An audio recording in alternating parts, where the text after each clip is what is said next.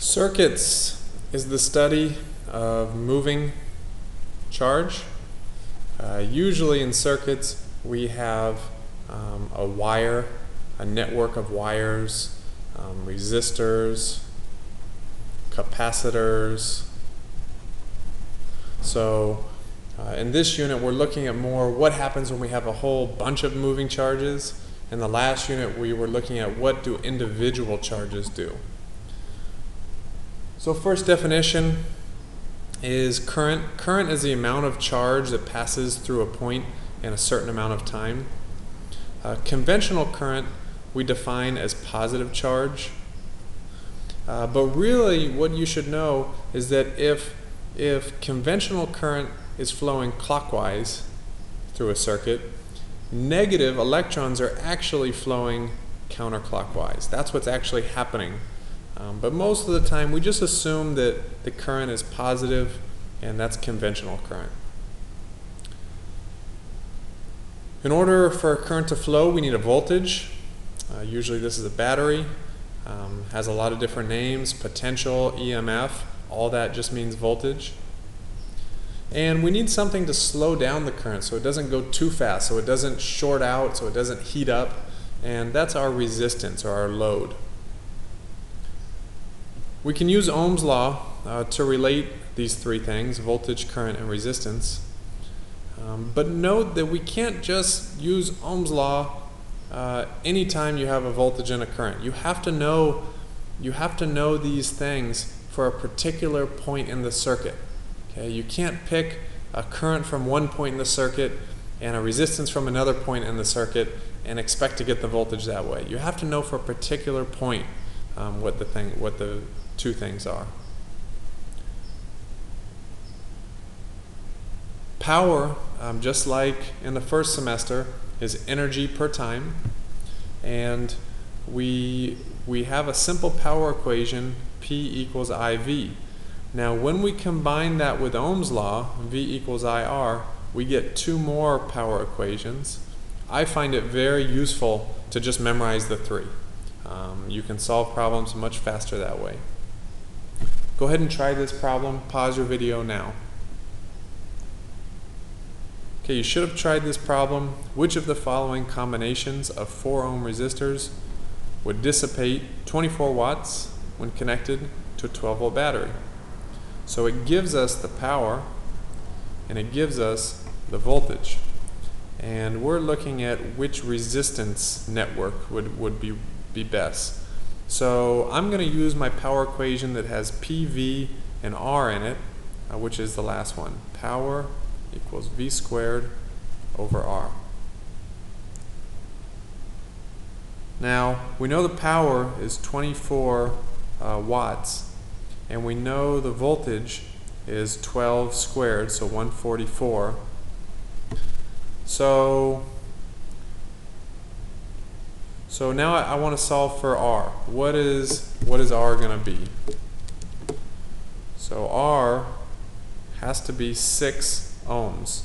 REQ, the equivalent resistance of the network, has to be 6 ohms. Okay, so this is 4 and 4 gives me 8, can't be A.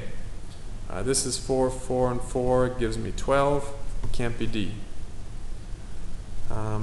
Here, if I look at this in parallel, 1 over 4, so 1 over 4 plus 1 over 4 plus 1 over 4, that's 3 over 4. Take the reciprocal, 4/3. That's not going to give me 6. Here we have a 4 and an 8, so that's going to give me 3/8. Take the reciprocal, 8/3. That's not 6, can't be that. So I'm left with E. This better work out. So 4, and if I have 2 4s in parallel, that makes a 2, and 2 and 4 gives me 6. So choice E.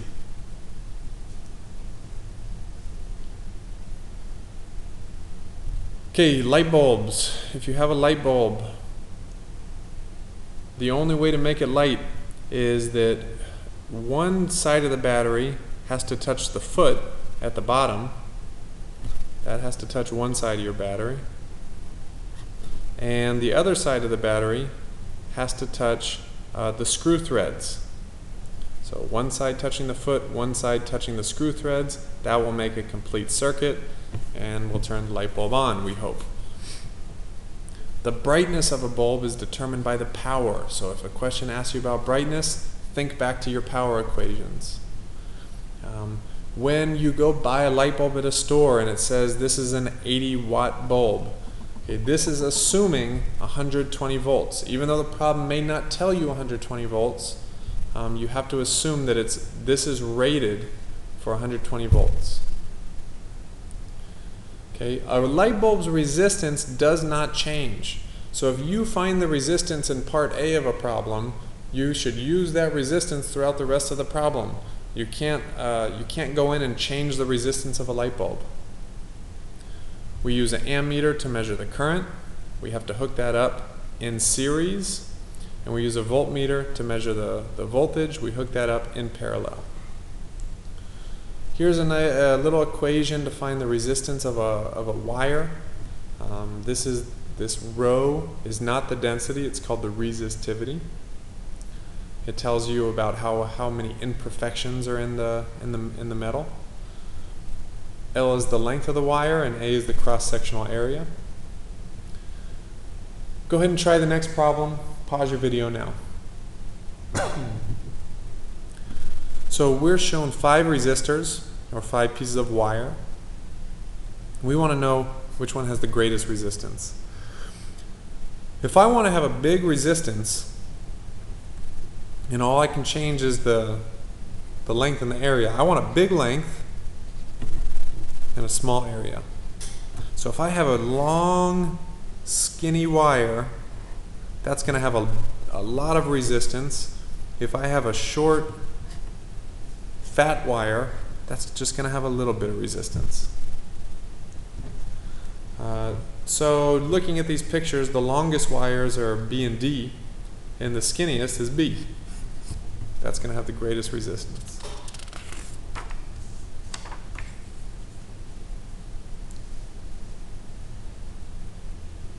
Okay, 2 major types of circuits are series and parallel. You should know that the current is the same in a series, and the voltage is the same in a parallel. You should know that the voltages add up to the battery voltage in a series, and the currents add up to the battery current in a parallel. And of course, you should know how to find the equivalent resistance. Okay, try the next 2 problems. Go ahead and pause your video now. Should have tried both of these problems. The electrical resistance of this part of the circuit is what? We're just finding the equivalent resistance. So I'm always going to simplify these in steps. So first, and I redraw it each time. First I combine the 1 and the 3 to make 4 ohms. So now I have a 2 and a 4 in parallel. So 1 over R EQ equals 1 over 4 plus 1 over 2. That gives me 3/4.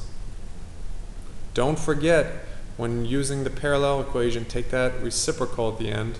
REQ equals 4/3. Choice A. When there's a steady current, the amount of charge passing a point per unit time, okay, charge per time is called what? Think about it for a second. Okay, hopefully you just said to yourself, current, I. Charge per time is current. So here we're looking at our circuit and we want to rank the current. So this branch up here, the top branch, has 4 ohms of resistance. 4 ohms. The bottom branch has 2 ohms of resistance. So current, there's always going to be more current. I'm going to draw 3 arrows just to show you more current. There's always going to be more current when there's a smaller resistor. There'll be less current going to a bigger resistor. So if we're ranking this, I know that it has to be greater in the 2 than the 3. Okay, greater going down here than up here. So C looks pretty good to me. Let me check over the other answers. It's not the same everywhere. It's not greater in the 1 than the 2. It's not greater at point X than Y because X is before the split, Y is after the split. Those are the same. And it's not greater in the 1 than the 3.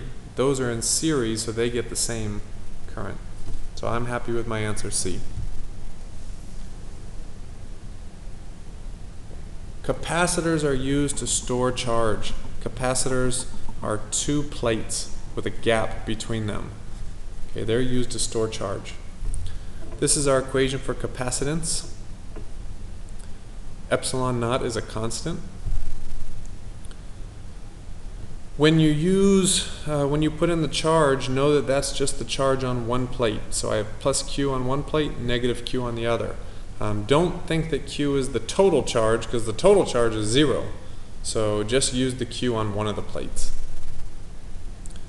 Very important point, the capacitance only depends on the geometry of the plates. That means the area and the distance. If the area and the distance don't change, the capacitance doesn't change. You should know that the equations are switched from that of the resistors. Go ahead and try the next problem. Okay, you should have attempted this problem on your own first. If you have, go ahead and watch the solution. We have 6 2 microfarad capacitors in the circuit. We want to know what's the equivalent capacitance. So I'm going to redraw. First thing I'm going to do is simplify each pair down to 1. Okay, this is a series pair, so the way you do that is 1 over C equals 1 over 2 plus 1 over 2, 2 over 2. So each of these is just going to give me 1 microfarad. So 1 microfarad, 1 microfarad, 1 microfarad. Now I have 3 in parallel. The parallel equation is just to add up C1 plus C2 plus C3. I get a capacitance of 3 microfarads. Choice C. Go ahead and pause your video now and try and solve this problem by making a VIR chart. Okay, hopefully you've solved this problem on your own. This is a complex circuit. EMF, the voltage is 20 volts, and an internal resistance R. So this right here is all inside the battery. The battery has a pure voltage, EMF, it also has an internal resistance. The current in this wire here is 0.8 amps. We want to know what is the internal resistance. We also want to know the terminal voltage. So I'm going to make a VIR chart. VIR across the top.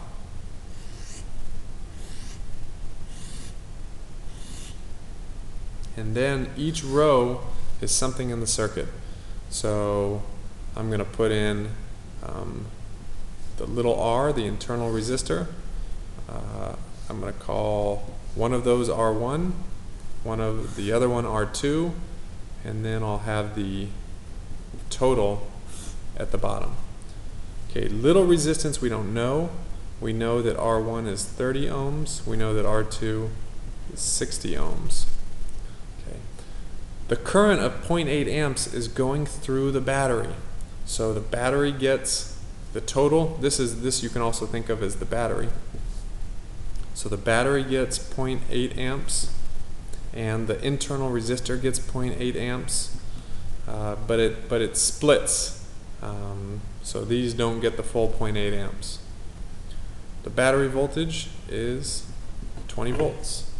Okay, where do we go from here? I have two things. I can find the third using Ohm's law. R equals V over I. So 20 over 0.8. It's 25.